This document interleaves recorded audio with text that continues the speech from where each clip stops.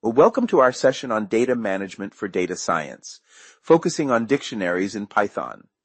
Dictionaries are powerful data structures that store key value pairs, offering quick access to data. Imagine a real-world dictionary where you look up a word to find its definition. In Python, keys are unique identifiers, while values are the data associated with these keys. This structure allows for efficient data retrieval and manipulation, making it essential for data science tasks such as data cleaning, transformation, and analysis. By mastering dictionaries, you'll enhance your ability to handle complex data sets and streamline your coding processes. Let's dive into how they work and their practical applications. Think of a dictionary as a collection of paired data, keys and values. Keys are unique and immutable, meaning they can't change, and values can be any type of Python object, even other collections like lists. To create a dictionary, use curly braces and separate keys from values with a colon. Here's an example. My dict contains name, age, and city as keys, paired with corresponding values. Similarly, the person dictionary includes a list of courses under the key courses. This flexible structure makes dictionaries perfect for storing and managing related data efficiently. We can also have a dictionary containing another dictionary as a value. In our example, User Data Dictionary uses a nested dictionary to store detailed profile information. This allows for a structured and organized way to manage related data under a single key. We can also have dictionaries with numerical keys. In NumDict, numbers are used as keys to map each to its corresponding word representation. This is a great way to create efficient lookup tables where the key type isn't limited to strings. These examples showcase the versatility of dictionaries, making them an essential tool for handling intricate data structures in Python. Let's take a look at essential dictionary methods in Python. First, dict.getKey allows you to retrieve the value for a specified key, returning none if the key isn't present, which helps avoid errors. Next, dict.keys provides a view object with all the dictionary's keys, perfect for iterating or checking if a key exists. Similarly, dict.values returns a view of all values, useful for data analysis or filtering.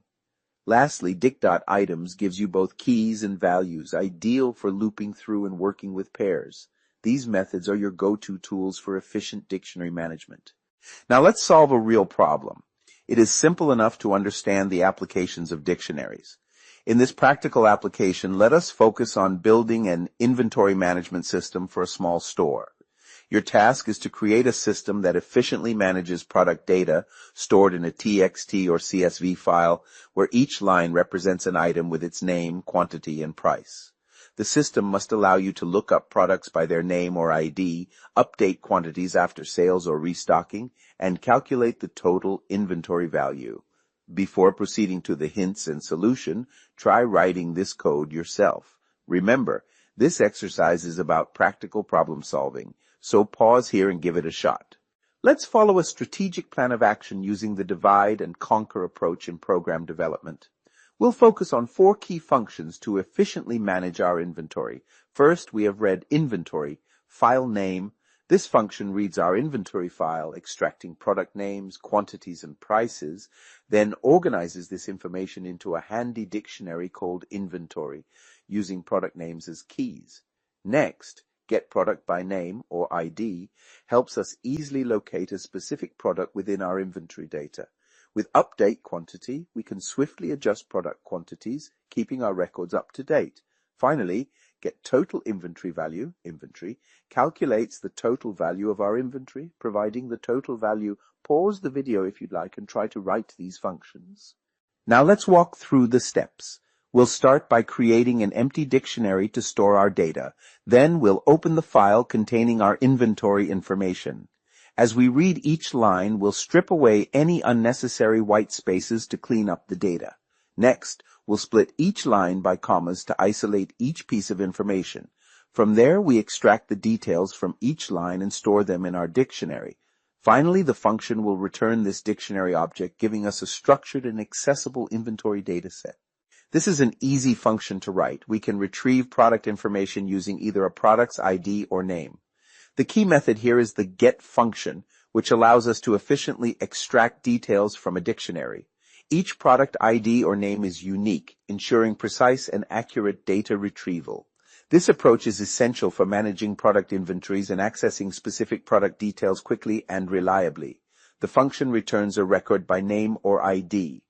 Now let's talk about updating product quantities in the dictionary. First, retrieve the product record using its name or ID from a dictionary. Once you have the record, change the quantity as needed. Finally, make sure to store the updated quantity back in the dictionary to ensure accuracy. This process helps maintain accurate inventory levels and supports efficient operations. In order to find the total inventory, let's iterate over all items in our inventory. For each product, we'll multiply its quantity by the price. This gives us the value for that particular item. We then update the running total with this value. Finally, the function returns the total value of all inventory items. Now, to putting it all together. First, we initialize the file name, assuming it's in the same directory as our script. We then call a function to read this file, which returns a dictionary, a powerful data structure for organizing product data. With this dictionary, we can look up any product by its ID or name and retrieve detailed information about it. Once we have the product info, we can display it to the user, but that's not all. We can also update the dictionary. For instance, if we've sold 2 units of a product, we adjust the quantity accordingly.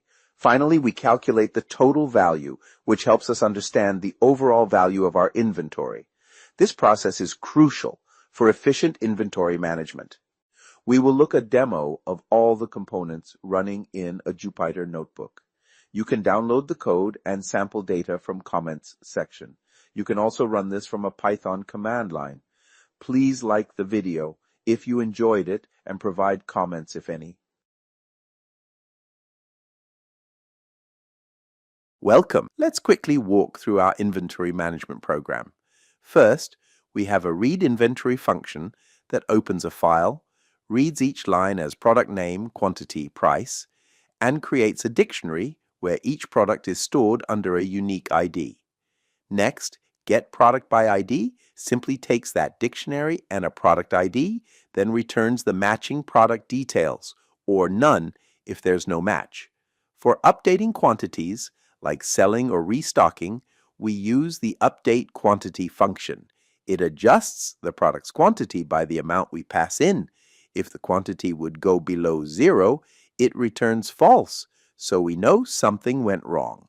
Finally, we have getTotalInventoryValue, which multiplies each product's price by its quantity and sums them all up, giving us the total worth of our inventory. That's it. We can read our items from a file, look them up, update them, and calculate total value in just a few straightforward functions.